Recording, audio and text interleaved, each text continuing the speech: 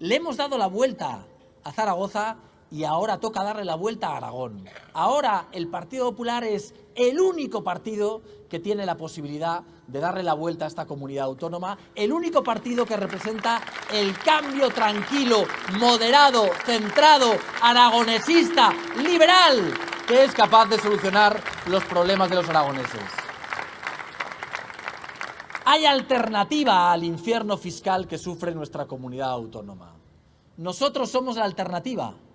Nosotros somos los que queremos que Aragón deje de ser un infierno fiscal para que hagamos una revolución fiscal, que cree empleo, que cree riqueza, que recaude más dinero para que podamos tener mejores servicios públicos.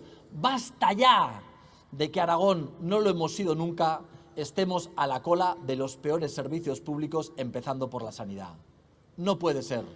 No puede ser.